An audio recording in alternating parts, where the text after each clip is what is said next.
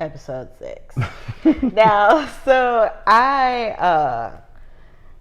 so every episode, I think, except for the very first one, had like the intro, like the old school intros. Like I think episode 2 had the Bewitched, and then we had the Family Ties kind of entrance for the 80s, and then there's like the 70s Brady Bunch type, you know, and then we're like late 90s, early 2000s, Malcolm in the Middle.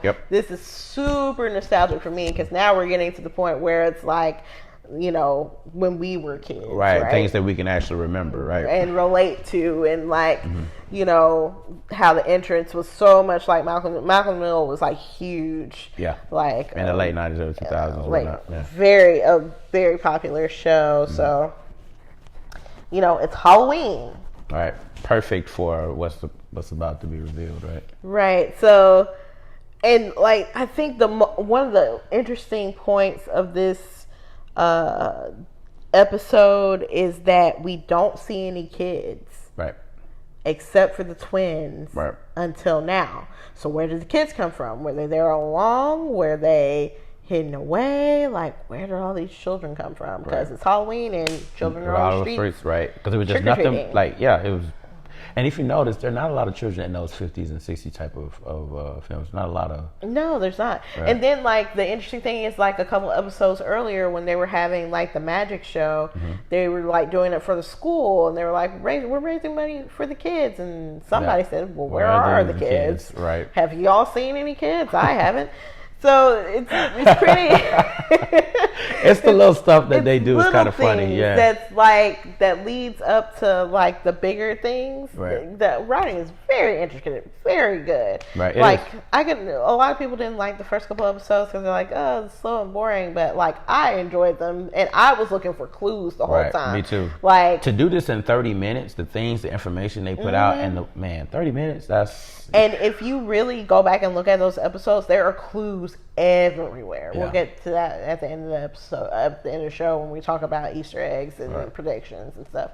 But so it's Halloween. Vision is like really still upset with Wanda, and he's still trying to figure out what the heck is going on. He comes down in an old school Vision costume, paying tribute to the original Vision costume. He was like, she's like, oh, you wore the costume, and he was like, well, it was the only one in my closet. So he's still he's salty, he's bitter, still mad. He's still mad. Throwing shade. He mad. She's like, you gonna be all right? You gonna put this costume on? We finna go trick or treating with the kids. He's like, nah, I ain't. I'm going on neighborhood watch because they need me. The neighborhood watch. Maybe your brother Pietro can like, go. So you're not gonna spend time with me and the kids? Nah, I'm good. So you gonna make your brother-in-law spend time with me and the kids? You go ahead with your brother. He just showed up. Hey, he real good with the kids, yo. Let your brother do it. Since he just pop up out of nowhere and taking care of everything. Yeah, so basically that was the argument they had but didn't have. And so Wanda herself is dressed up in the original Scarlet Witch outfit. But when one of the kids asks her what she's wearing, she's like, oh, it's an old Sokovian gypsy outfit. Sokovian gypsy outfit, yeah. Since when you from Sokovia? She was always from Sokovia. They didn't know she was from Sokovia. Dun, dun, dun. Well, I mean, she never said that. Right. But... yeah. I don't know. See, I mean, it's a lot of stuff. It's little things. I mean, she doesn't. She never mentioned she was from Sokovia. Not to the kids, anyway. Right. But in the earlier episodes, she does say something about being from Sokovia.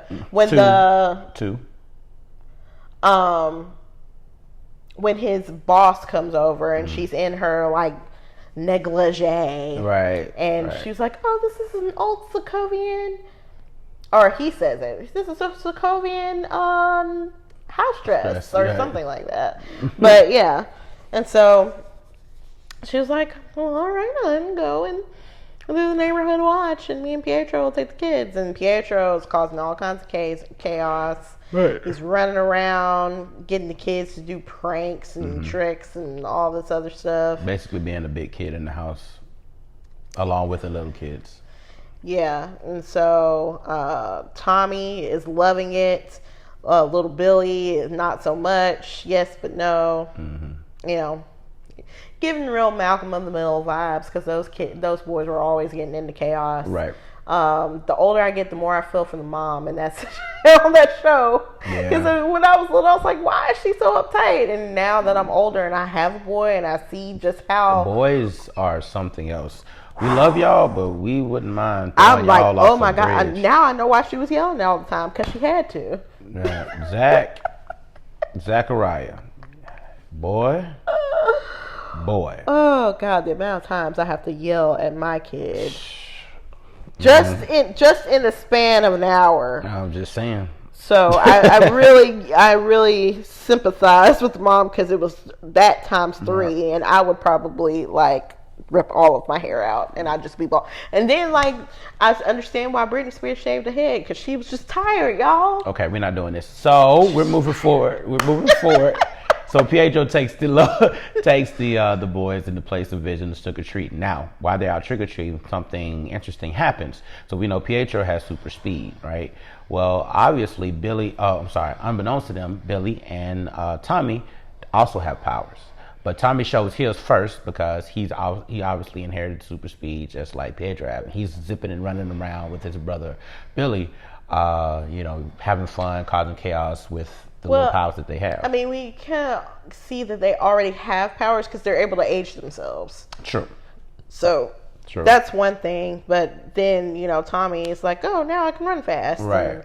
Which I think we're going to figure out what's going on with the kids, too, towards the end. Because they haven't really given even a reason of how they got powers, if they even real, and things like that. Do they exist, or are they just something that Wanda made up in her head, or are they real? Right. Or there's another option, but we'll get to that later. Right. So Vision is off. Not neighborhood watching, but watching the neighborhood. Right. Trying to figure out what the heck is going on. Right. And the further he goes, it's like he transitions out in the layers, out in the outside. Matter of fact, there is a particular street that Wanda tells the boys not to go now. What's the name of the street? Was it Hill Street? I don't want to say Elm, but I feel like that's wrong. Although that would have been really cool had she said it, Elm Street. I think it was Hill. Let me see. Yeah, I think I have to come back to it and see, but I think it was Hill or something, Hill Street or something like that. And it's interesting. She says that to the boys, and then you see Vision slowly gets closer to Hill, and when he gets to Hill, who does he run into? He runs into Agnes. Right. Now, before he gets down that far, he starts to see like there's certain people who are not fully there. Mm-hmm. They're just doing repetitive things. Yeah. And then the repetitive things don't even lead to them doing something else. Like one woman is hanging something, but there's nothing to hang it on. She's just repetitively raising her arm like she's going to hang it, but there's nothing to hang it to. And if you look at her, a tear falls from her eyes. Yeah. Like she wants to say something, she wants to do something other than what she's doing, but she can't. Gave me some real Get Out vibes. Right. And this is kind of like Get Out, but no discrimination involved. Yeah, it's just everybody's in the sunken place. Right, everybody. Everybody's in the sunken place. Ooh. See what's happening here? It's like all these unravelings, all these openings. Yeah, so I don't know if they kind of borrowed that from Jordan Peele or not, but if they didn't, it's it's the same. If they did, it's a brilliant nod to Get Out. But anyway. Okay, so Agnes, he runs into Agnes, and Agnes in the car, basically like a zombie as well, zoned out, and Vision goes and zoop, pulls her out. So we think. And then she goes like, oh, what's going on? Why are you here? You're an Avenger. And then goes on to tell him, that you're dead. And he's like, what? Who now? Right. And she's like, you're dead, you died. Exactly. So yeah, he's definitely tripping out about that. So that right as that's happening, we flip to the outside of the Hex, and Director Haywood is having it out with Monica, Darcy, and Jimmy. I forgot Jimmy. It's actually 4 of them. Jimmy was also a good guy, and he basically is done with them because they're trying to talk to him and say, hey, look, we need to come at a different angle at this. We know, what she's doing is wrong, but Monica's convinced I can talk her down if you just allow me to. Hayward's like, look, I don't care. He's trigger happy. He's like, look, I just want to shoot her in the face. I want to get it over with. I don't care about any of them. Just let's get this over with. And he's tired of talking, so he flex. So with his flex, he goes, you're fired. He basically kicks Monica, Jimmy, and Darcy off the base. Now, and this is because he plans on attacking Wanda again. So let's go back a little bit. I'm not sure. Why are we going back? What I missed? This is important. Okay, go ahead. Okay. So let's go back just a touch, and talk about what happened to Wanda when she came out of the hex from the first time. Now, Darcy points out that her X-rays are weird and they couldn't read anything from them. They also discovered that the clothing that Monica wore inside the hex, was made of bulletproof material. The whole outfit is made of bulletproof material. Now, this is going to be important later on in the series, because right at this moment, when they are kicked off the base and Darcy decides to hack into the computers and try to figure out what Hayward is up to, I lost my train of thought. Jimmy and Monica go off, and she makes her connections and get the modification to the ship. Yeah, but she also says to her, Monica, you can't go back through. When you went through the first time, it changes your DNA. You already rewrote it twice. Yeah, it rewrote it. So you can't go back in again, because if you do, we're not going to know what's going to happen to you if you do. Right. So that's very important to keep in mind. So now that we've went back a little bit, let's go forward. Right. So they hack into his computer and they discover that he's been tracking. Right, that Hayward's been tracking. And that's important too, to actually notice that, to know that Hayward been tracking Vision, and why. We're going to find that out as well. Right, because we all just assumed, because I think he even said that Wanda stole Vision's body and brought him to Westview. And so he's tracking it, the vibranium signature. And then Vision actually makes it to the hex wall and tries to get out to warn them. They're like, hey, people in here are suffering. We need help. Right. And in turn, while he's pushing through the static wall, he's being ripped apart. Right. So now the question arises, can he even leave? Yeah, can he survive outside of the hex without being ripped apart? Or is him being in the hex and Wanda's control of the hex is what is keeping him alive? Right. So in the process of him being ripped out, this is where Billy's powers come into play. He has telekinetic abilities as well, so he could hear his father screaming. He can also hear everybody's voices in the hex. Correct. So with that, he runs to tell Wanda what's going on. Say, hey, Dad, he's in trouble. And Pietro, slick behind, runs off to be like, hey, you can't. What you gonna do? Would you like save your dead husband twice or something, or kill your husband twice or something like that? Yeah. And she. And so he's been saying real slick stuff to her like that all throughout the episode. That makes her be like, I don't think this is my actual brother. Right. And she asks some questions about them questions about their childhood. And he actually even goes, you're testing me to see if I know this. As a matter of fact, one of the questions that she asks, he goes, you're testing me, and never answers it. Yeah. Yeah. And then he describes something about their childhood that she didn't even remember. Right. She's like, I don't remember that. And he was like, yeah, sure, that definitely happened. And so like there's this back and forth between them where she's like, this doesn't look like my brother, but it doesn't really sound like my brother either. And she even asked him, where's your accent? And I think this is funny, kind of a tongue-in-cheek thing. She's like, where's your accent? And he was like, well, where's yours? Because, Elizabeth Olsen slips in and out of that accent. Right. And, she does. I mean, she does. Sometimes it's like really Russian, and then sometimes it's not even, you can't even tell. Right. Which I think in maybe the next 2 episodes, it might explain why she slips in and out of the accent, but we'll get there. Right. Yeah. I mean, I think it could be to try to commit to what she was doing, maybe. Or maybe not. But yeah, some of those answers will be, some of them they're probably just going to avoid altogether. I mean, when it comes to answering them and whatnot. Let's see. So, all right, Billy warns Wanda shoots the hell out of Pietro for talking slick.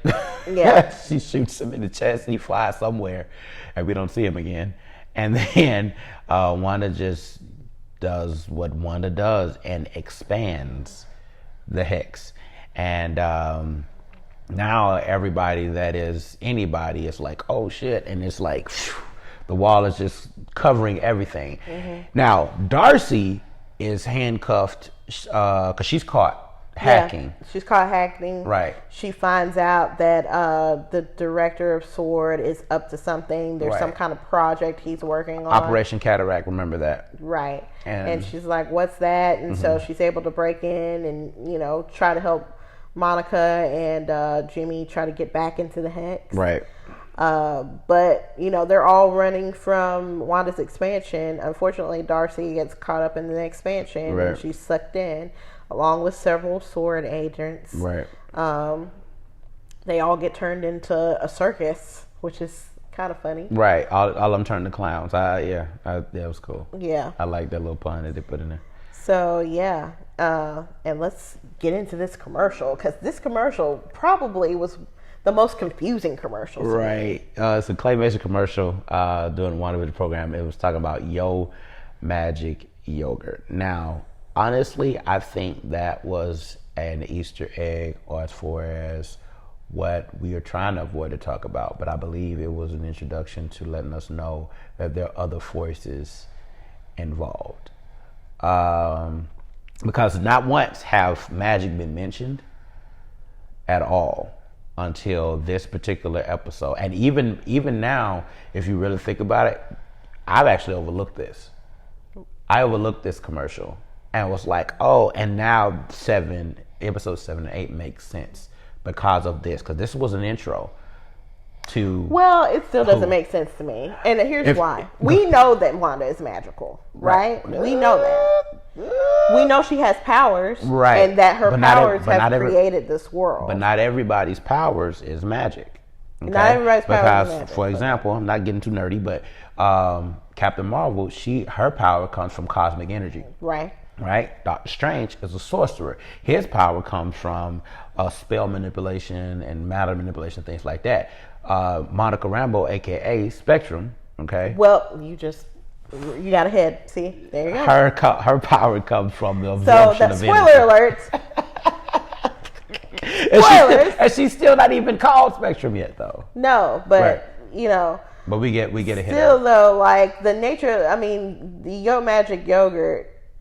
So the word magic kind of gives you a hint, but the nature of the commercial doesn't really tell you anything, right? So it's this shark who's like, this boy's on an island, he's stuck there, and the shark comes along and is like, hey, here's some yogurt. Like, you remember those claymation commercials. It's a perfect example of what happened to Vision.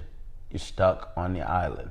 He's stuck in the hex. As of right now, he can't leave the hex. Well, he's not going to turn to a skeleton. So he was ripped apart when he tried to leave, though. Well, yeah, but that's not what happens in the commercial. All right, he can't open the lid to the.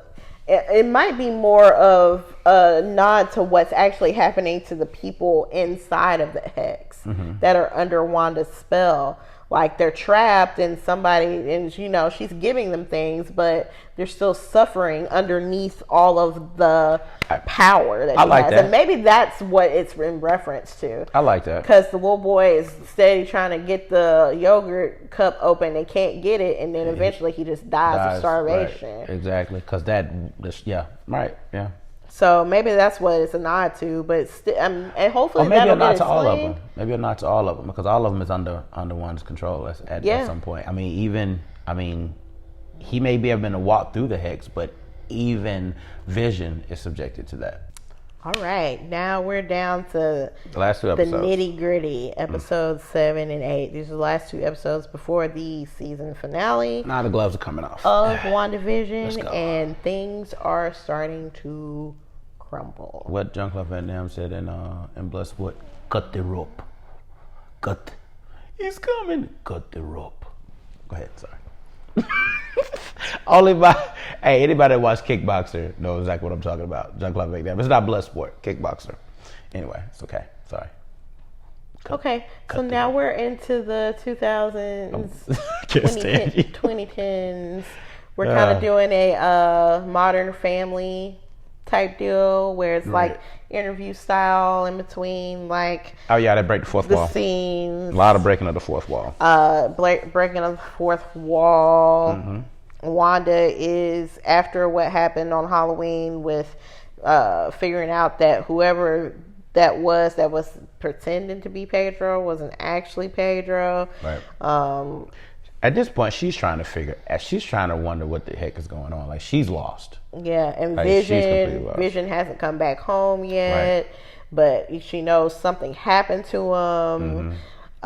So she's like in the bed. She's just like, I'm not dealing with it right now. Y'all leave me alone. Which is crazy. And also real.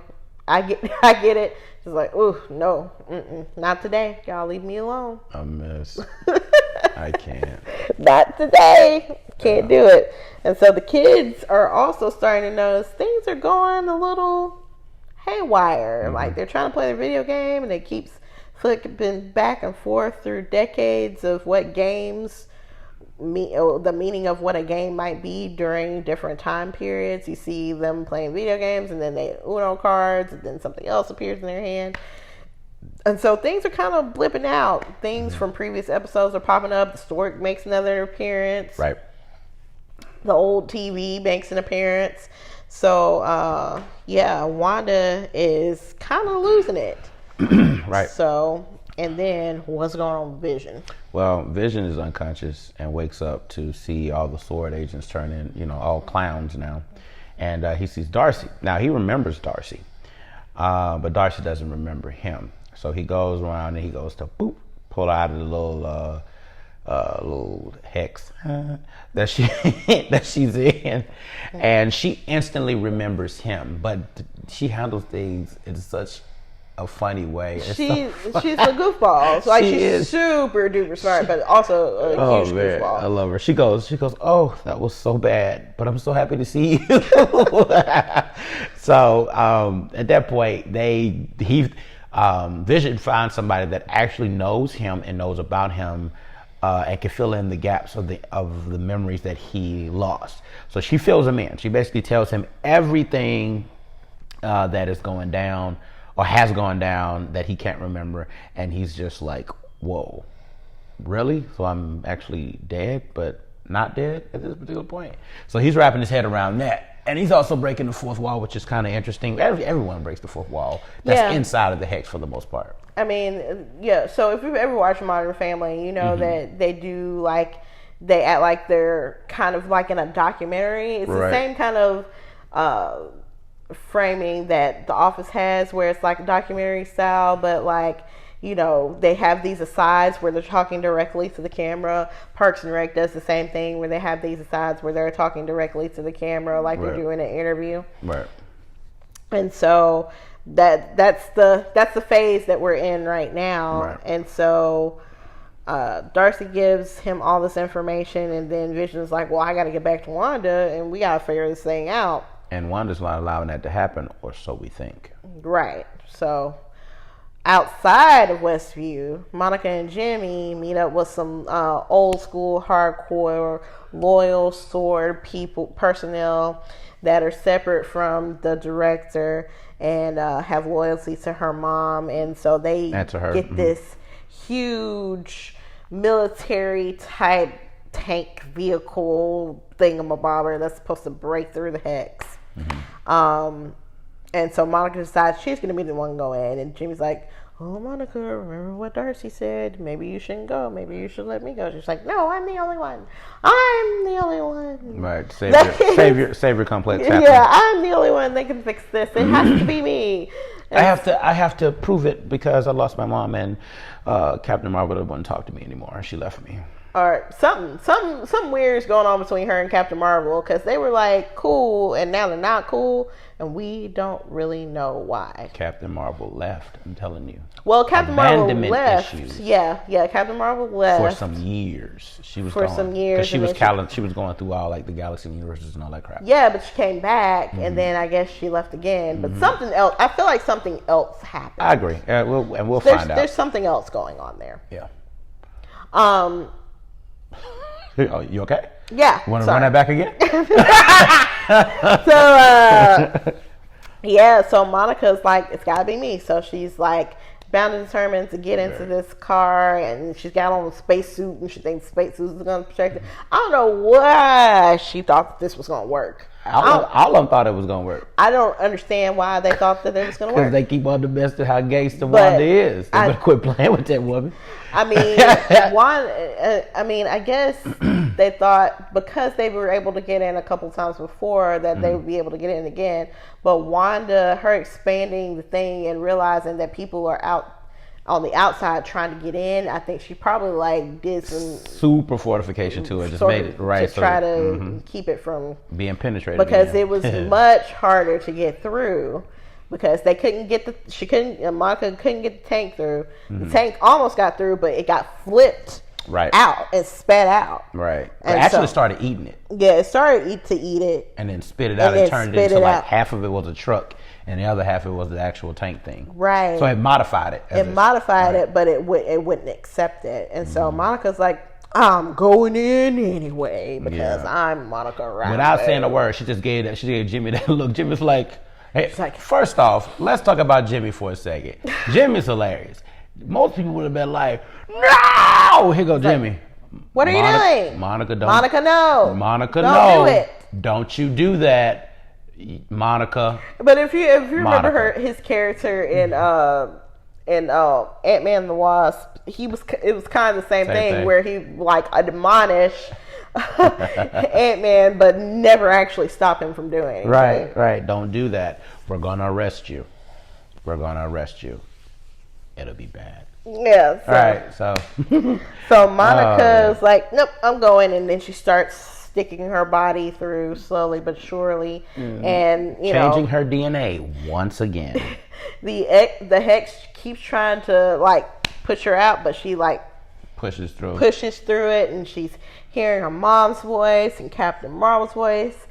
You're made of something stronger, and she pushes through, and boom. And the process, her eyes turn a light blue. And she starts seeing everything in spectrovision. Right. Keyword, she's like, spectrumism. Spectrum. So she's looking around like, okay, I think I'm in. And so she's in. Right. And so she starts running towards Wanda's house. Right. To confront her. Now, meanwhile, while Wanda's having her meltdown, and the boys are kind of like, "Hey, mom, can you mom right now?" Mom. Agnes comes along out of nowhere and goes, "Let me keep the kids. Yeah, sure. You have a day to yourself, and I'll watch them. Go ahead, honey bun. Yeah." That little weird accent she has. Yeah.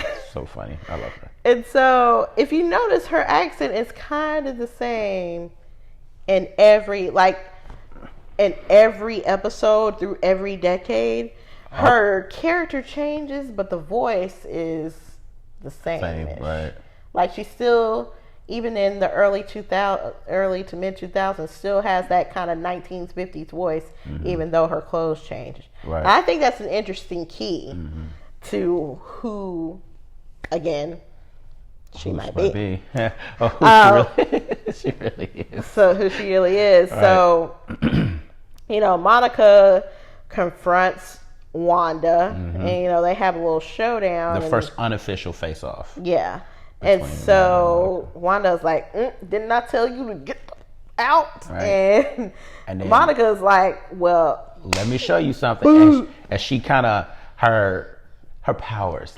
I can finally let it loose. So her powers finally shows without her really knowing it. We know what's happening. I know what's happening. Yeah, we know what's happening, but I don't think Monica has grasped that something in her has fundamentally changed. Right. Neither has Wanda, but Wanda goes, wait a minute, something ain't right, because she does the superhero landing.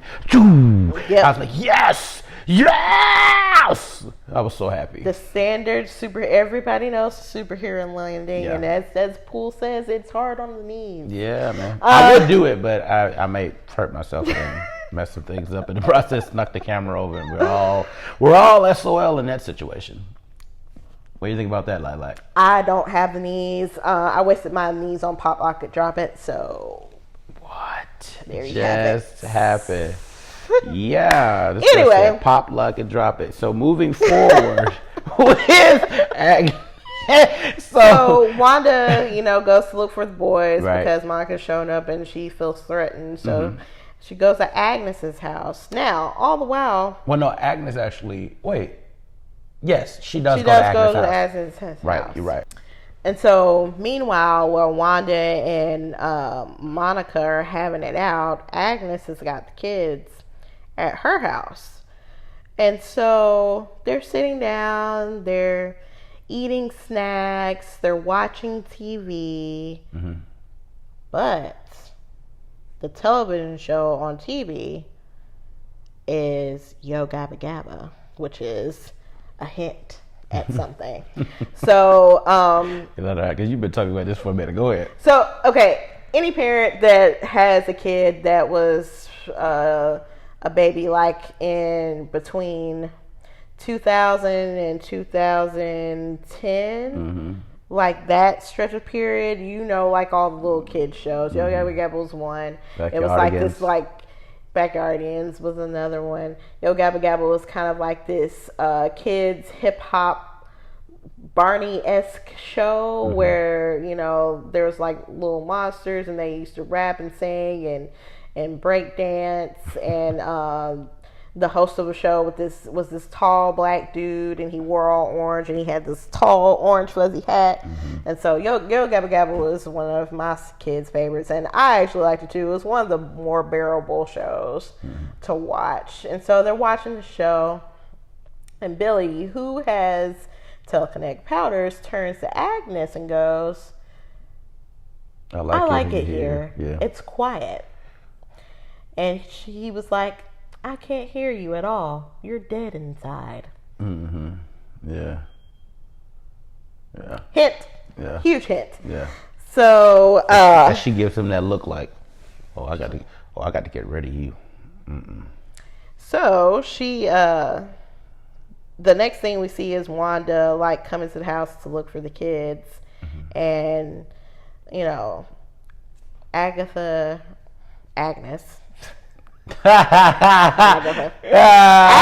acting weird. Spoiler alert. Spoiler.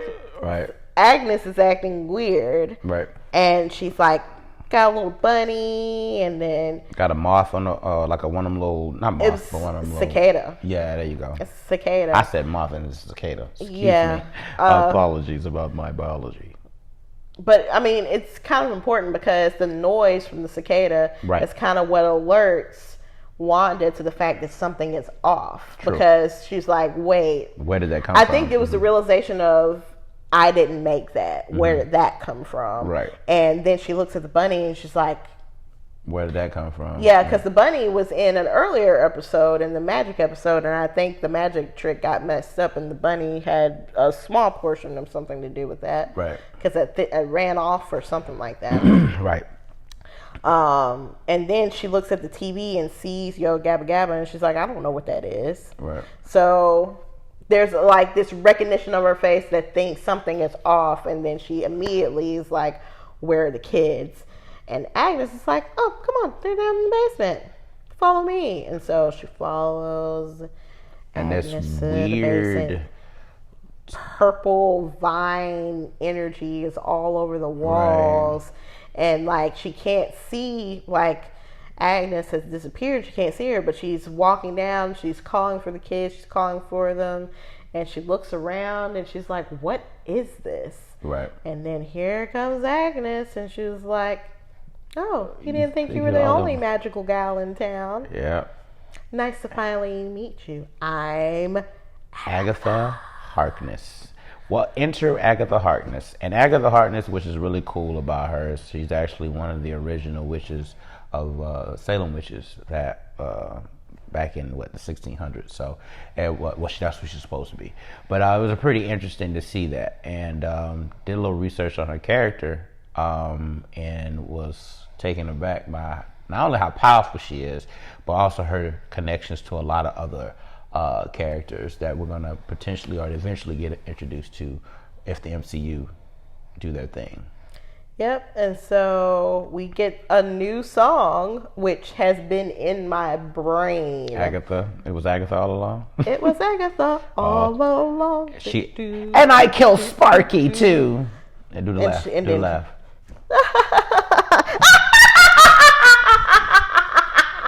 That was too good. That was too good. That was actually scary. You actually made me... But yeah, she does the witch's cackle. So you want to tell me something, man? No.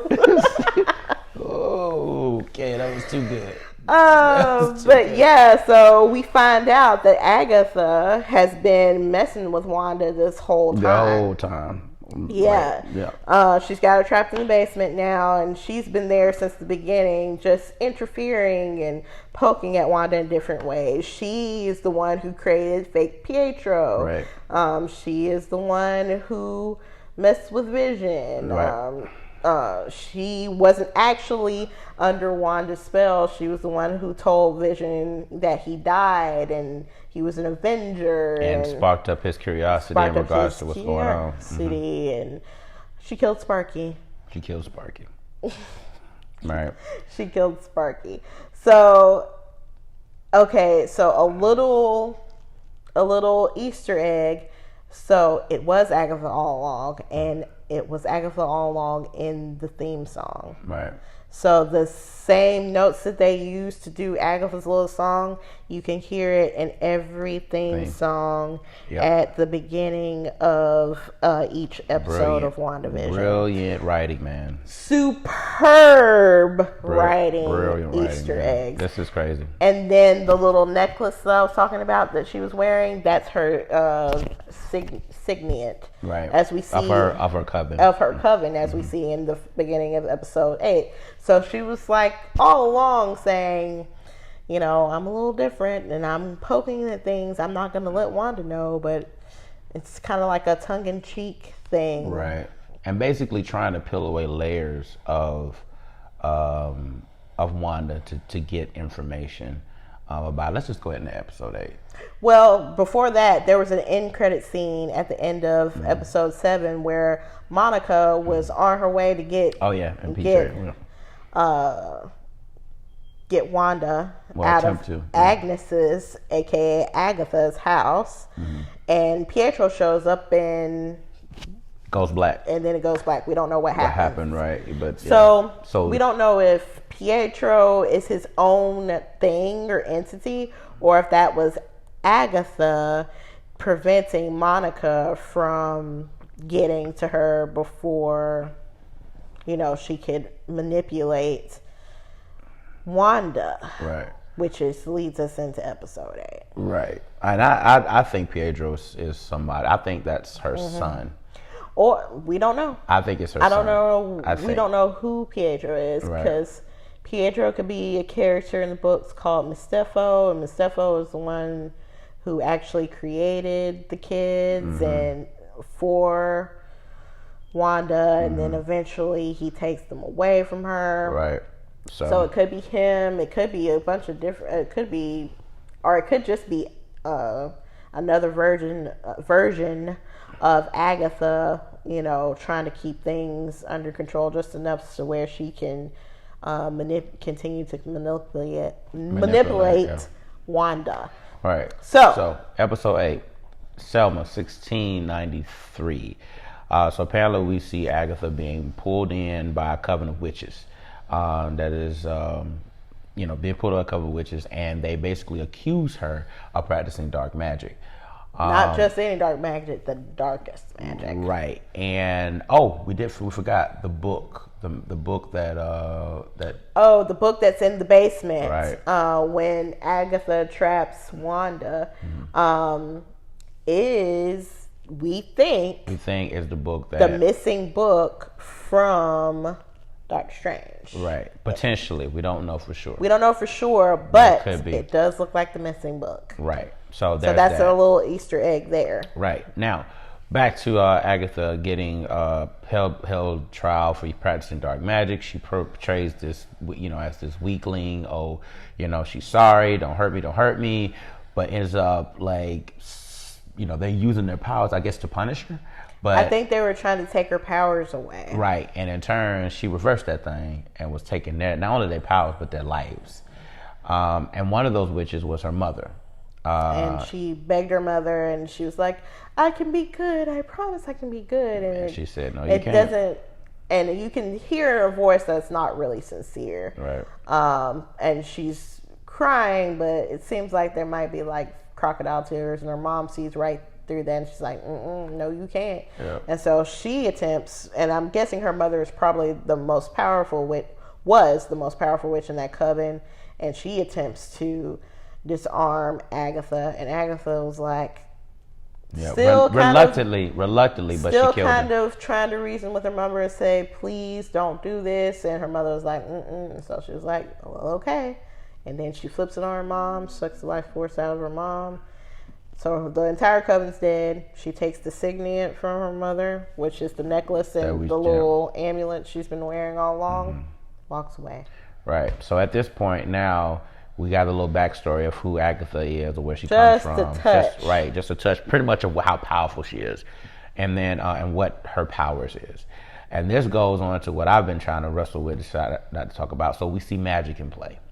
Okay, so we're here with Agatha at this point has lost patience. She's out of patience. Now she wants to find out basically how Wanda did what she did with the hex. And how she got her powers. And right. Why she has her powers. Well, she and knows where they came from. Well, she knows. She knows. That's the thing. Agatha knows. Wanda doesn't know. Oh, yeah. You see what I'm saying? Agatha is trying to figure out, the extent. Agatha knows that she's powerful and that she was able to create this whole world. Right. She's just trying to get to where the origins of her power. Right. And here's the thing. The reason I say she knows because other witches, wizards, sorcerers, they can sense other magic. Yeah, and that's what brought her to West. Obviously, right. That's what brought her to Westview. The fact that she sensed that this enormous, powerful magic that was being utilized, unknown to Wanda.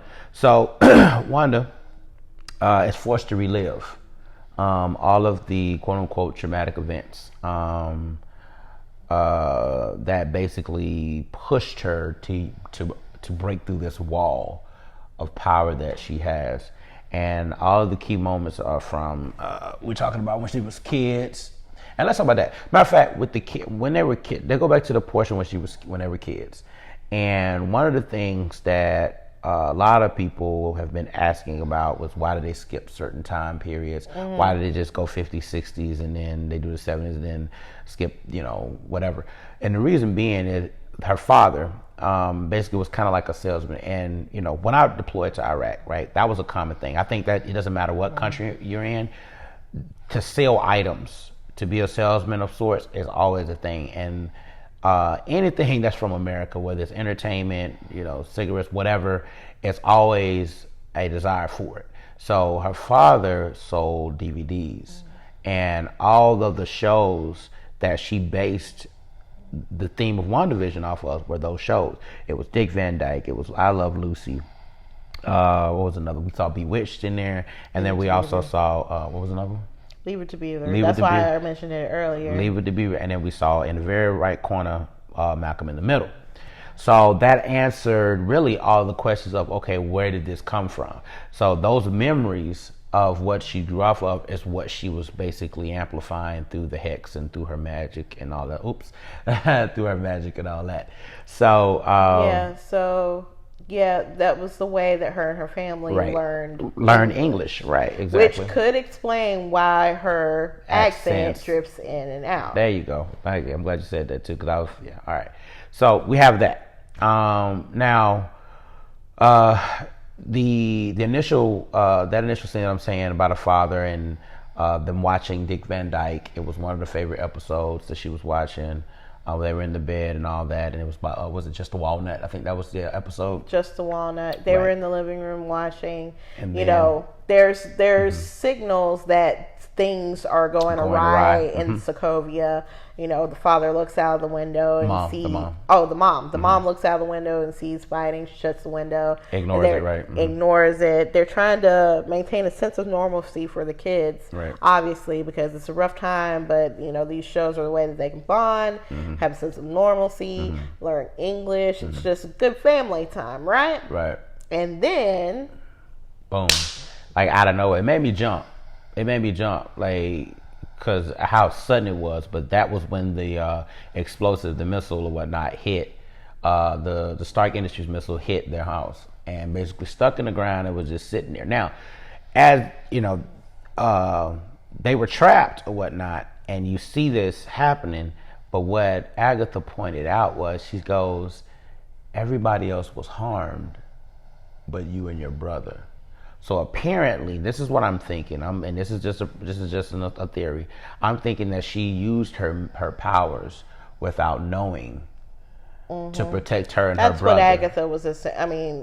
Agatha was essentially hinting at, is that they were unharmed, and then Wanda was under the table and she was like, "This is all just a dream." Right. And when the morning we're gonna wake up and everything will be fine. And unknowingly, probably cast a spell that prevented the missile from going off. Right. Or protecting them if it did, but it didn't go off. So yeah. Right.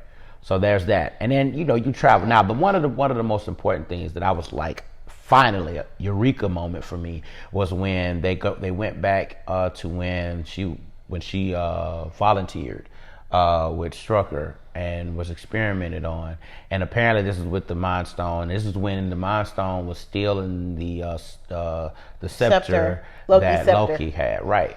So she comes out, and the guy without tact goes, are we sure we want to do this? Every subject that's went out has all died, and he cuts the radio and was like, shut up, continue on, and she goes. The stone instantly reacts to her, right? Now, forever, we thought that the Mind Stone gave her and her brother their powers. And that's what she thought as well. And that's what she thought as well. But what comes to find out, that only awakened what was already there. Right. Which in turn causes her to utilize the powers that she had stored inside her. Now we go down the line. What was the next one? Then they go on and they go into how they created the Hex and how Vision came into play or whatnot, because Vision was dismantled, which I'm still trying to understand how they cut down vibranium. Is they could probably only cut vibranium with vibranium. True, but it was like the instrument was breaking. Did you see that though? Like, it was like they... I think also the Mind Stone might have held a lot of what Vision was together, because remember, he was very badly damaged in Infinity War and in Infinity War, because he was already stabbed, properly damaged, like very poorly damaged. Right. So whatever he was stabbed with is stronger than vibranium. We thought vibranium was the strongest element in the universe, but apparently actually on Earth, and that stuff was unworldly was unworldly. So whatever it was stronger than vibranium, and there is a possibility that they somehow got a hold of whatever it damaged him in the first place. Right, that's it's a good possibility. Right. Let's go back for a second, because something important happened that I think we should touch on. They went back and watched the tapes when Wanda went into the room, and they didn't see what happened to Wanda. All they know is Wanda walked into the room, she looked at the Mind Stone, she fell out, And that's it. And that's it. They didn't see that she started glowing with that red. And actually, it's like her form changed. It's like it's a split second that you see it.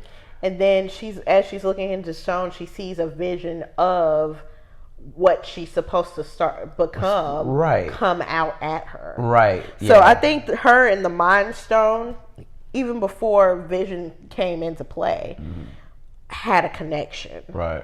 So I don't know what that connection is. Right. And how, when Vision took over, was part of the reason why they were so connected is because her and the Mind Stone already had this really strong connection. Yeah. So yeah, that's a good correlation too.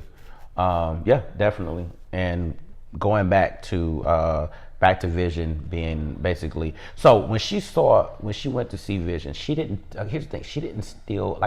She didn't steal Vision's body. That's the thing. She never stole Vision's body. The director guy lied and said she stole Vision's body. She never did. Now we'll see.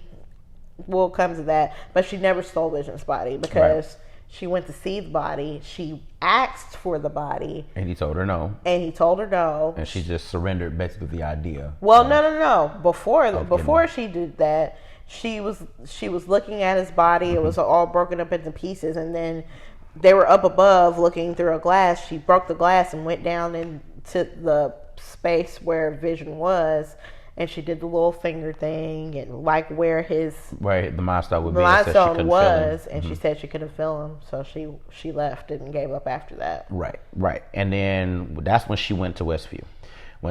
Apparently she had a deed, and I think Vision gave her that because on that deed it says where to spend the rest of our lives or to grow old in. That's what she said, to grow old in, and she went to where that house was supposed to be and basically felt her knees in agony and pain and whatnot and summoned, the life that she wanted. The life she wanted.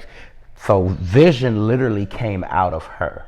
Right. Which is crazy to me. That tells you how powerful it is. So she literally manifested life and the life of Vision out of her, and she ended up.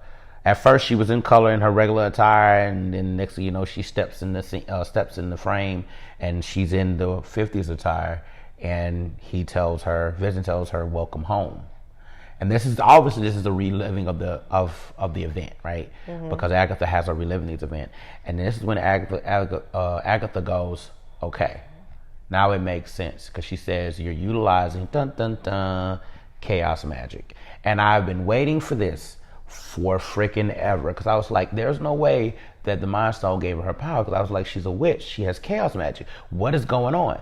Also, another person that utilized chaos magic is Doctor Strange. So yeah,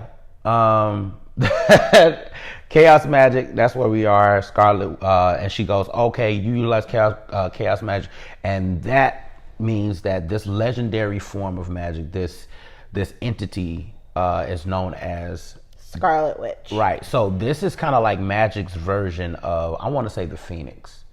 Like a extremely powerful entity that, it just only so many people can wield it. Right. So apparently this is what has been living inside of Wanda the whole all this time. It's given her powers. Right. It was awakened by the Mind Stone, right. Which, I mean, so the Mind Stone, I don't think it can actually give powers, but it can ignite something within you that was already there. So, like with Vision was artificial intelligence. With the Mind Stone, he evolved into something more than that. Which in turn is why he was able to become more human as time went on, right? So yeah, all right. So we come to that conclusion that she's the Scarlet Witch, and that is going to be explained more. I'm assuming either the last episode stretching onto a potential new season, and then we go out of the hex. Just before we go out of the hex, we see that Agnes has held her children captive because she has now grown very impatient, and she wants answers, and she wants whatever she is trying to get from Wanda. We don't know exactly what she's trying to get from Wanda. I guess her powers. But now she's holding her kids hostage, and now Wanda's like, okay, you're not going to kill my kids. So just before they face off, we go blank screen, and we're in for the credits, and then we get to the mid-credit scene. Right, and then this is where we see Hayward doing his dirty deeds, and what I believe, or what we believe, is the actual dismantled body of Vision actually reassembled. Using the power from the hex. Using power from, like, so when, remember when Wanda shot the drone down, that it apparently the energy source was still on it. And they took that energy source to power up this quote unquote evil Vision that's going to come into play. Supposedly evil Vision. Right. If it follows the comics, I guess that Vision is evil, and then the Vision inside the hex is a good Vision. And they should potentially face off. Probably going to square off. Right. So we're looking at some potential square offs. Because, okay, according to, just quick, right here before we shut it down, Agatha is actually supposed to teach Wanda. Okay, according to the comics, she's actually supposed to be the teacher of Wanda, and then potentially, Wanda loses her brain, loses her mind, and offs Agatha. Right, she kills her. And that's just a comic storyline. Now we don't know how Marvel has a tendency to commit to various portions of the comics, but then they kind of go wayward and do their own thing for Hollywood's sake, right? Yeah. So we don't know what they're going to do, but we see so far they've committed to Wanda's original source of power and her original identity, which is the Scarlet Witch, and also being a witch and having magical powers and things like that. So, and this also, I believe, is going to open the door up to the Multiverse of Madness, the new film that Doctor Strange is going to be in. So we're going to see a lot of people that's in the side of magic that's going to be coming into play. So I mean, there's potentially a bunch of things that could happen here because, okay, so in before COVID hit, the original Phase 4 timeline had WandaVision coming out after Black Widow. No, Black Widow, one, and two, Falcon and the Winter Soldier. Right, yeah. So, I think we're going to, when those two come out, we'll do a backtrack and kind of go through all the things that maybe will explain how Wanda got to where she was. So I think it'll probably still work, and I know Marvel has a good way of bringing things together. So I'm sure when they made this decision, they were like, it'll probably still work this way. We just got to do this and tweak this and tweak this, and it'll be fine. Right, and normally that's how they do it, and I'm pretty sure they will figure out a way to make it work. And like I said, it's interesting.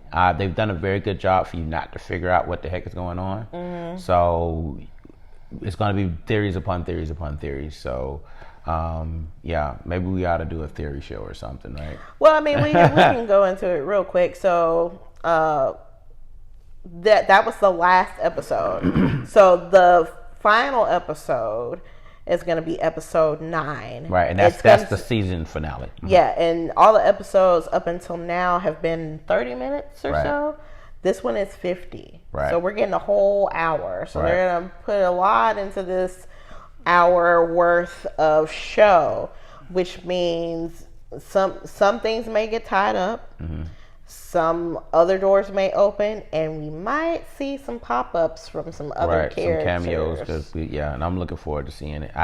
I'm utterly convinced that Doctor Strange is going to pop up because with anything magic is involved, he's kind of like he's going to be. I don't see him not being involved. So yeah, I'm pretty sure either Doctor Strange will pop up or his old buddy from the other sorcerer. I can't think of his name, but yeah. That's played by Chiwetel Ejiofor. Yeah. Too many sorcerers. He's up there taking people's magic and stuff. Too many sorcerers. Yeah. Yeah, so he might pop up, which might be interesting. Right. I have a feeling maybe Hawkeye might pop up. Potentially. Because Hawkeye and Wanda were the two in the Avengers that had a pretty close bond other than him and Black Widow. Right. Captain Marvel could show up. Captain Marvel could show up. Right. very likely since Monica is involved. Right. Maybe even Ant-Man could probably show up for all we know. I mean, because Jimmy. Ant-Man could show up. Like, it's a lot of things. The whole Avengers crew could show up. Then there might be some new characters to show up. We might actually get a pop-up from an X-Men. Right. And to tie in X-Men to the MCU. Potentially, so Agatha in the comics was actually the nanny of the son of Sue and Reed Richards. And if you know who they are, that's Mr. Fantastic and Invisible Girl. Yeah, so and then there was a little Easter egg in there about Fantastic Four on one of the boards that Monica, Darcy, and Jimmy were looking at. There was the 4 symbol, so there's a very good chance that Fantastic Four could pop up and make their cameo because they're supposed to be doing a new Fantastic Four, and hopefully this one will be the one, and they'll stop remaking. Right. Well, we'll see. Because the last few, the first one they did with when Chris Evans was Johnny Storm, right, and Jessica Alba, and that whole cast, they did 2 of those, and those were just okay. But I think they were just doing it just cause. And then this last one with Miles Teller. Miles Teller, he was Johnny Storm. I think he was Mr. Fantastic. He was Mr. Fantastic, and Michael B. Jordan was Johnny Storm. And everybody had a fit about that, but we all know why. So moving on. Unfortunately, that movie wasn't that great, and it wasn't really. I don't think it was the actor's fault. I think it was writing and editing that killed that movie. And it wasn't meant to be a part of the MCU. Yeah, and it's not part of the MCU anyway. So we have a whole new wave of possibilities. I don't know what do you think is going to happen with Wanda? I mean, with Wanda, and Wanda's going to have to learn to embrace who she really is. I think this is going to be a journey of self-discovery for her, because now she's stepping into a world that she doesn't even know existed, and this world of magic, as we know, if you watch Doctor Strange, it's very expansive. It's vast. Like it's beyond what it's beyond what just happened with Endgame. So I think that she's going to be a very, very pivotal character in this upcoming phase. Very, very powerful, and she's going to shape a lot of things. So I'm interested in seeing how this turns out.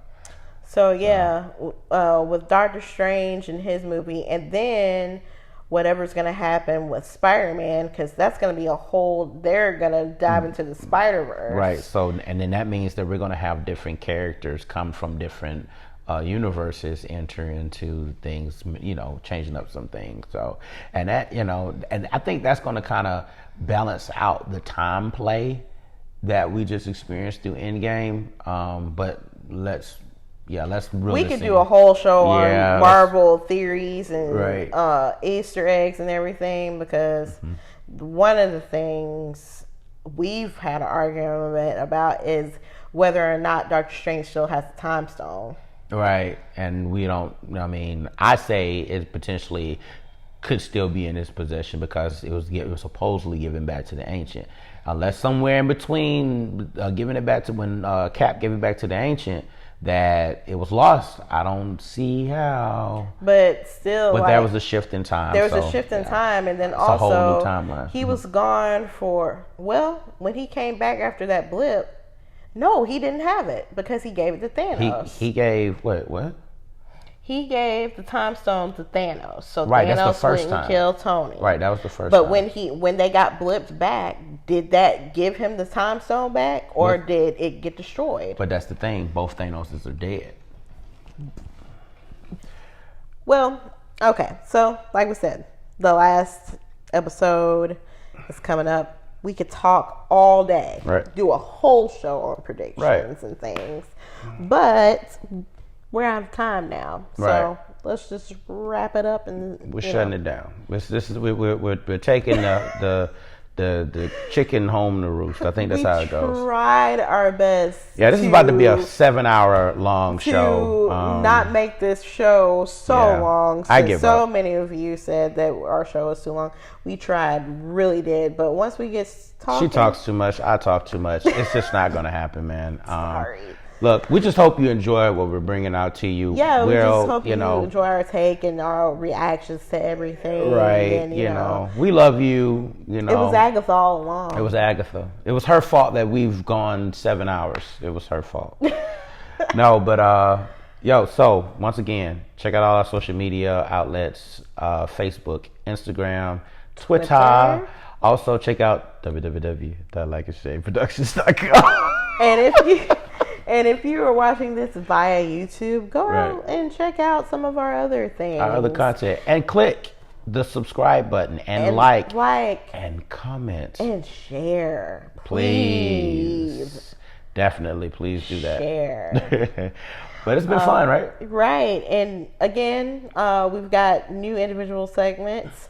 Let's get into it with Lilac. I'll be coming to you via YouTube and sometimes maybe on Instagram. I might do a live here and there. Just look out for it. Tell your friends about it. Mm-hmm. Tell a stranger. Tell everybody. And I got my podcast, After Hours with Nightshade. It's on SoundCloud. Check out the link. Check out check out both our links on www.likeandshayproductions.com. And so if you want a smaller dose of us, my last episode for Let's Get Into It with Lilac was 15 minutes. I've got a new one coming up where I discuss Lori Harvey. That one's only about 20-ish minutes, give or take. Right. And you can find it at www.likeandshayproductions.com. Yeah. All right, people. We out, man. We're good. She's done. I'm done talking. Be easy. Bye.